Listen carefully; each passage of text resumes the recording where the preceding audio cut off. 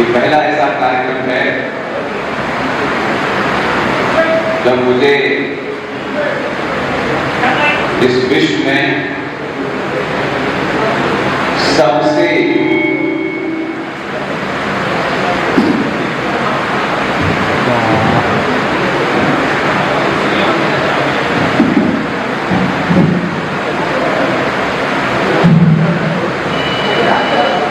Programme में बहुत जगह गया मैं, तो 12-13 साल से मैं यही काम कर रहा हूं, लेकिन इस भारत भूमि पर और इस भूमि के बाहर ये पहला ऐसा कार्यक्रम है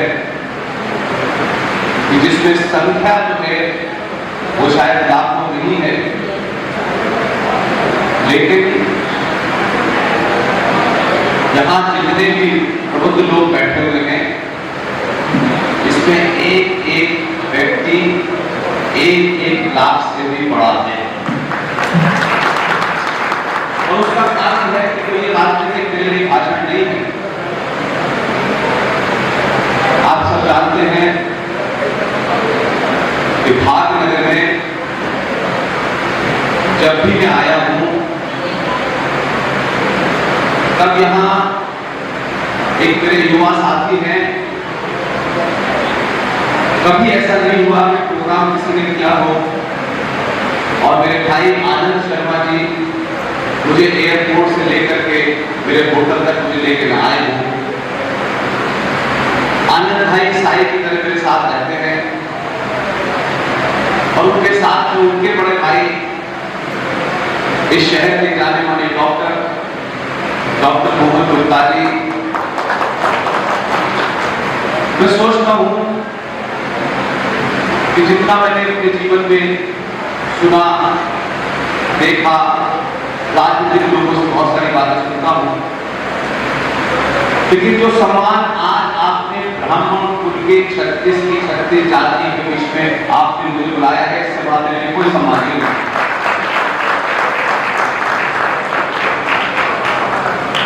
बल्कि मैं इसको कहूं कि हो सकता है कि आप इसे 36 कुल कहते हो, मैं ये मानता हूं कि आप एक ही कुल हैं लेकिन 36 दिशाओं में काम करते हैं। और ये क्योंकि मैं जहां पैदा हुआ, जहां मेरी परवरिश हुई, वहां मैं ये भी नहीं जानता था कि मेरी जाति क्या है और जातियां क्या होती हैं। मैं हिंदुस्तान के उस शहर में पैदा हुआ जहां इंडिया और पाकिस्तान पैदा हुआ। उसके बाद जब दिल्ली आया तो बहुत सारी बातें सुनता था, जाति के नाम पे लोग एक दूसरे को गालियां देते हैं, एक दूसरे के खिलाफ लड़ते हैं। लेकिन मेरा अपना एक्सपीरियंस ये कहता है कि हमारे यहाँ कोई ब्राह्मण, कोई ठाकुर, कोई दलित, कोई वैश्य मां के पेट से नहीं पैदा होता। जातियां हो सकता है लोगों ने कुछ अपने हिसाब से इसकी परिभाषा तय करी है। अगर हम भारत का पूरा इतिहास पढ़ें तो हमारे यहां जिसने ज्ञान प्राप्त कर लिया वही ब्राह्मण है। कभी मैंने नहीं लगता कि इतनी जाति राजनीति होने के बावजूद भी पूरे देश में जातियों के नाम पे मारकाट होती है, बढ़ते हैं, लेकिन उसके बावजूद भी मैं आज भी मानता हूं कि जिस तरीके की चीजें पैदा की गई हैं उसमें मेरे लिए एक व्यक्ति का नाम बहुत आदर्श है और उसके 2 रूप देखता हूं। हमारे यहाँ 1857 में कहा गया एक सशस्त्र क्रांति हुई और उसमें बड़े सारे लोगों के नाम लिए जाते हैं।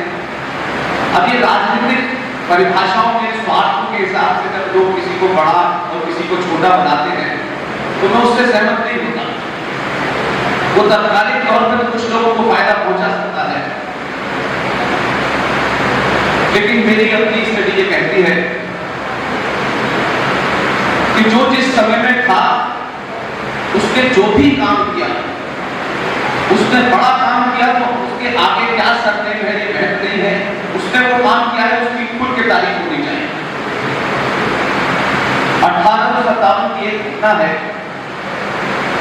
और ये बार-बार इसलिए कहता हूं कि अगर इतिहास को सही परिपेक्ष में पढ़ाया जाता और उस इतिहास को लिखने वाले जातिगत राजनीति से ग्रस्त न होते, उन कुंठाओं से ग्रस्त न होते, तो जिन कारणों से, जिन समस्याओं से आज हम जूझ रहे हैं, वो शायद समस्या पैदा नहीं होती। इसलिए मैंने उसमें पूरी अपनी स्टडी की और उसके बाद में बलिया गया। बलिया सब जानते हैं, उत्तर प्रदेश में एक जगह है जहां चंद्रशेखर जी वहां से आते थे और प्रधानमंत्री बने। लेकिन मेरे दिमाग में बलिया जाने के पीछे ये कारण नहीं था, मेरे पीछे जाने के एक दूसरा कारण था, क्योंकि मैंने उस बात को कई बार सुना, लेकिन उसके जब तक मुझे साक्ष्य नहीं मिले तब तक मैंने वो बात नहीं की। बार बार कहा जाता है कोई 1857 में किसी को श्रेय देता है कि ये क्रांति ऐसे शुरू हुई और वैसे शुरू हुई।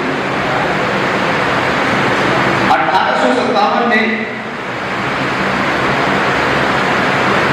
एक आदमी जो पुलिस में फोर्स में काम करता था, सेना में काम। अब ये तो मैं नहीं कह सकता कि उन्होंने वो रास्ता क्यों चुना था और क्यों वो सेना में गए, लेकिन एक चरित्र की बात है और ये चरित्र जो है वो लीनिएज से आता है। ये चरित्र कोई बड़ी बड़ी कारें और मकान खरीदने से चरित्र नहीं बनता है। एक आदमी जिसका नाम इस देश में, इस राष्ट्र ने बुलाने की कोशिश की और बहुत उसके ऊपर ऐसी चीजें डाली गई जिससे कि वो दूर कभी हट न पाए, लेकिन इस 12-13 साल के सफर में सिर्फ एक ही मकसद है, जो है उसको वैसे ही कहा जाना चाहिए। 1857 में एक जनेऊधारी ब्राह्मण जो जनेऊ धारण करे हुए था। अब आज के परिप्रेक्ष्य में देखें तो ऐसा लगता है कि जिस ब्राह्मण ने जनेऊ डाल दिया है उसका काम पूजा पाठ कराना है, आज के परिप्रेक्ष्य में करने। लेकिन उस वक्त वो शख्स जो जनेऊ डाले हुए था वो फौज में काम कर रहा था। लेकिन जब समय आया, जब उसको अपने कर्तव्य का बोध हुआ कि मैं फौज में हूं, मैं ब्राह्मण हूं, तो उसने पूजा पाठ नहीं की, उसने मंत्रों का उच्चारण नहीं किया। समय की मांग हुई कि एक ब्राह्मण को अपना कर्तव्य कर, तो एक जनेऊधारी ब्राह्मण ने अपने कर्तव्य का उसको बोध हुआ और उसने बंदूक उठाई और अंग्रेज के सीने में 4 गोलियां उतार दी। और इससे पता चलता है, लोग कह सकते हैं कि ये तो कोई छत्री का काम होगा, ये छत्री का काम नहीं था। उस जनेऊधारी ब्राह्मण को बोध हो गया कि समय की मांग है कि इस अंग्रेज की गोली मार देनी चाहिए। उसने गोली मारी और इस देश ने उसको बुला दिया। इसलिए मैं अपना हीरो आज भी मंगल पांडे को मानता हूं। लेकिन मंगल पांडे के साथ एक अन्याय हुआ, उस सब के लिए हम सब लोग जिम्मेदार। इसके इतिहास में जब तोड़ मरोड़ के पेश करेंगे तो सच बात नहीं पता चलेगी। मंगल पांडे के बारे में बहुत सारे तथ्य थे, लेकिन मुझे बाद में पता चला कि मंगल पांडे की जो लिखी भारत के गजल में लिखी हुई है वो गलत। और मैं उनके घर तक गया, उनका जो स्मारक बनाया वहां तक गया, तब मुझे पता चला कि मंगल पांडे की तिथि के साथ उस वक्त के चाटुकार नेताओं ने कैसे वो आदमी पीछे छूट जाए और एक आदमी जिसे वो अपना पिताजी कहते हैं, वो पिताजी पड़े हुए थे। मंगल पांडे 30 जनवरी को पैदा हुए थे, लेकिन 30 जनवरी की डेट इसलिए नहीं रखी गई कि अगर मंगल पांडे 30 जनवरी को पैदा हो जाएगा तो पिताजी की फिर बरसी कौन मनाएगा।